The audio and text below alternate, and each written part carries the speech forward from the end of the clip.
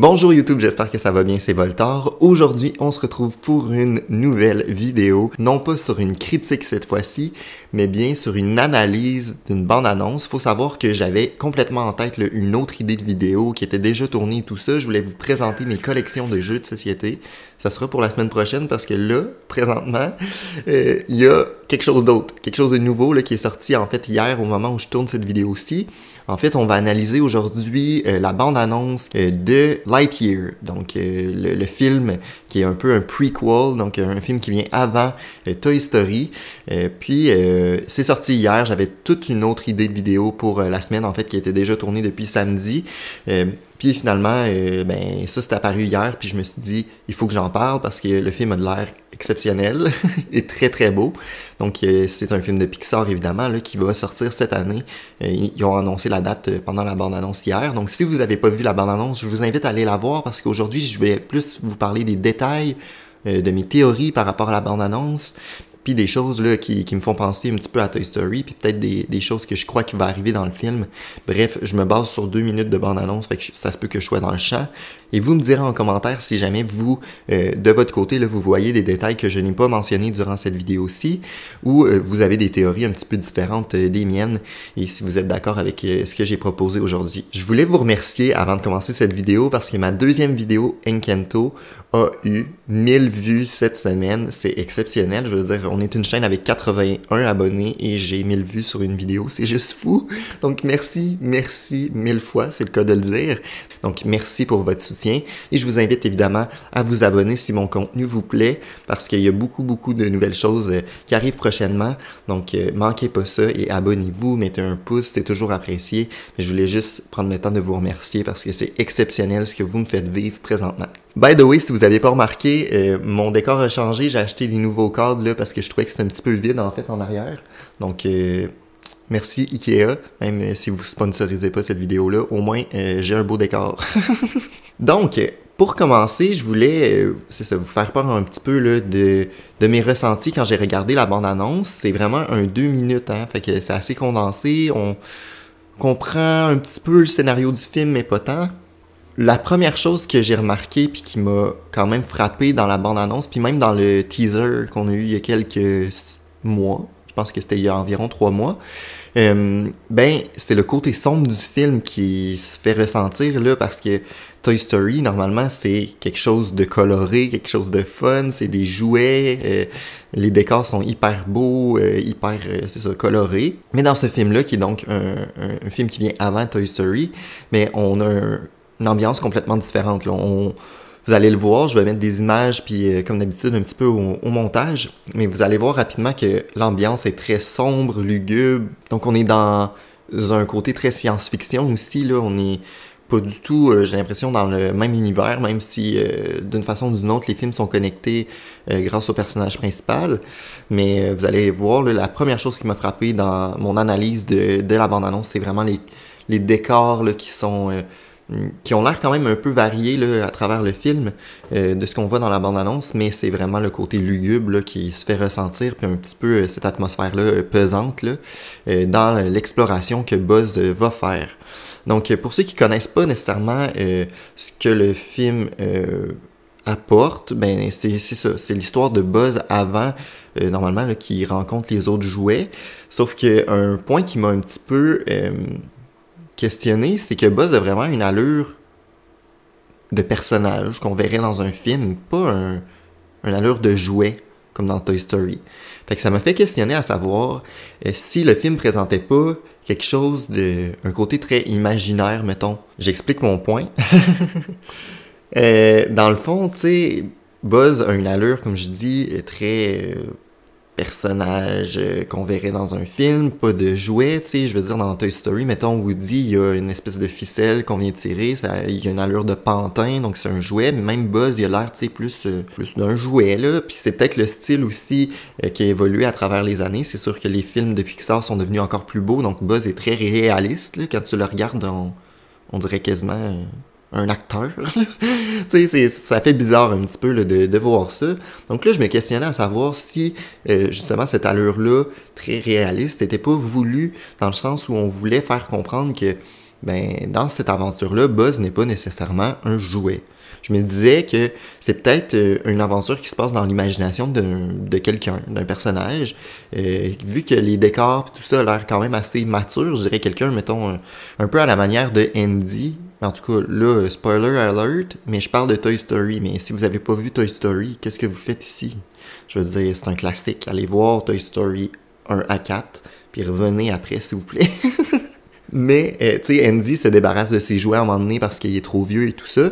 Fait que, est-ce qu'on serait pas dans l'imagination d'un personnage, justement, qui est vieux, qui a créé une histoire un peu plus mature, dans des décors qui font un peu plus peur, puis finalement qui va donner à la fin du film Buzz à Andy ou quelque chose du genre, tu sais. Vu qu'on se retrouve dans une histoire qui se passe avant Toy Story aussi, on dirait que ça viendrait justifier un petit peu l'allure du film qui est un peu plus sombre, le fait que Buzz ait l'air plus réaliste et non d'un jouet.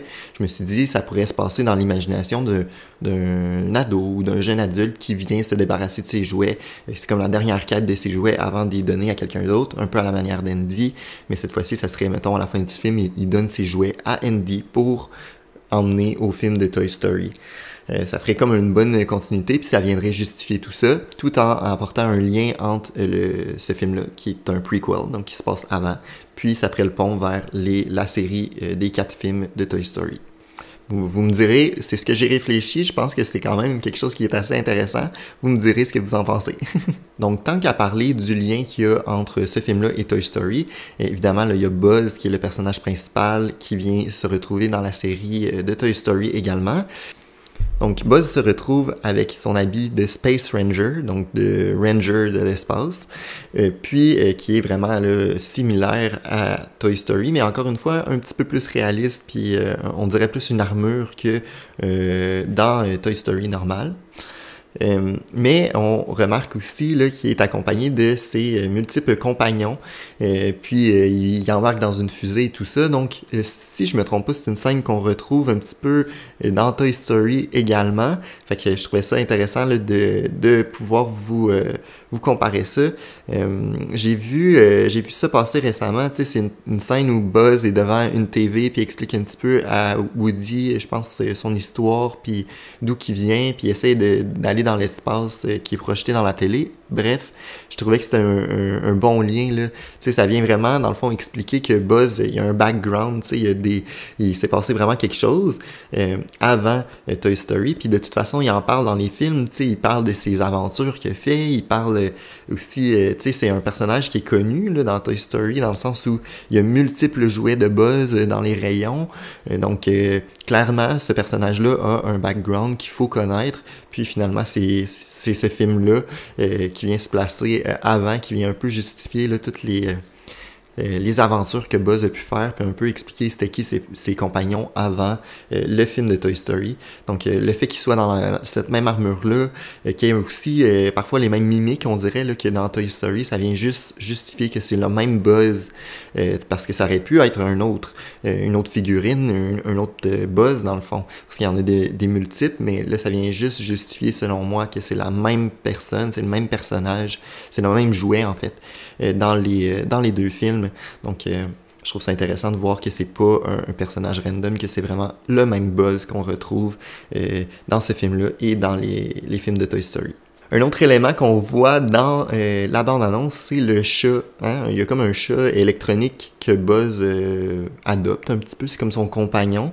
J'ai regardé rapidement si on voyait pas ce chat-là dans les autres films, puis si je me trompe pas, on le voit pas nulle part dans les films de Toy Story. Donc, le seul chat là, qu'on voit, puis que j'ai réussi à trouver, c'est une espèce de petit toutou. Là. Je vais vous mettre une image ici.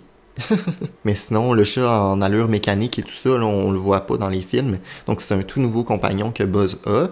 On voit également, je pense, un chat, mais réel, un vrai chat, là, dans le Toy Story 4, dans l'espèce de magasin d'antiquité.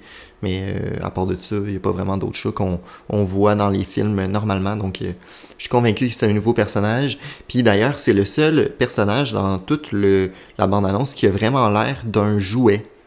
Fait que c'est pour ça que ça m'a fait questionner à savoir si on le voyait dans les autres films. Puis en fait, je crois pas. Donc là, ça me fait questionner aussi à savoir est-ce que ce chat-là va survivre? Est-ce que c'est pas finalement un compagnon qui va mourir à travers le film? Parce qu'on le voit pas dans les autres films, donc peut-être. Ou peut-être que justement, pour faire un lien avec ma théorie de tantôt, la personne qui s'imagine un peu ce scénario-là, mais finalement viendrait donner ses jouets à un petit peu plein de gens différents. Donc il y aurait la séparation entre, à la fin du film entre Buzz et le chat, mettons. Puis Buzz irait à Andy, puis le chat à quelqu'un d'autre. Je sais pas, là. Là, je pars sur des théories là, à partir d'une bande-annonce de 2 minutes, mais ce film-là a l'air incroyable, puis vraiment beau, donc j'ai hâte de voir ce qu'il va nous offrir, puis Pixar rate jamais, ou presque jamais, s'achète au niveau des films, donc je suis pas mal sûr qu'ils ont fait quelque chose d'assez intéressant. Écoutez, c'est pas mal ça que j'avais observé là, dans la bande-annonce rapidement, mais c'est évident là, que j'ai manqué des choses. Donc, si jamais vous, de votre côté, vous remarquez des choses, des éléments que j'ai pas mentionnés, vous pensez à des théories que j'ai pas mentionnées ou vous êtes d'accord avec ce que j'ai dit, bref, dites-moi-le en commentaire. Ça va me faire plaisir de répondre à vos commentaires. Je vous donne un challenge parce que je sais que la dernière fois que j'ai fait ça, j'ai eu plus de réponses puis j'ai pu partager un petit peu plus avec vous. Écrivez-moi en commentaire, j'adore ça, échanger avec vous. Puis j'aime ça, dans le fond, là, répondre à vos commentaires, voir vos théories. Donc, n'hésitez pas à commenter la vidéo, puis dire ce que vous en pensez. Donc, évidemment, dès que le film sort, je vais vous faire un résumé, une critique sur le film, mais d'ici là, il y a beaucoup d'autres contenus que je veux vous faire. Sachez que possiblement, là, demain, en fait, il va y avoir une autre vidéo parce que il y a un Nintendo Direct qui a été annoncé. Pour ceux qui savent, j'aime bien l'univers Nintendo et des jeux vidéo également, donc il y a une réaction à ça qui va normalement arriver demain. Puis prochainement, je devrais aller voir enfin Spider-Man au cinéma. Donc ma critique du film va enfin avoir lieu quelques mois après tout le monde. Mais bon, les cinémas étaient fermés pendant un bout ici au Québec, donc j'ai pas pu aller voir le film. Mais bref, il y a plein de contenus qui arrivent sur la chaîne prochainement, plein de nouveaux concepts aussi, comme cette analyse ici là, de la bande-annonce. Donc je vous invite à vous abonner si vous aimez le contenu que je fais. Et évidemment pour ne pas manquer les prochaines vidéos qui arrivent très bientôt là, sur la chaîne. Donc je vous dis merci pour avoir regardé cette vidéo là et on se retrouve très bientôt pour de prochaines vidéos.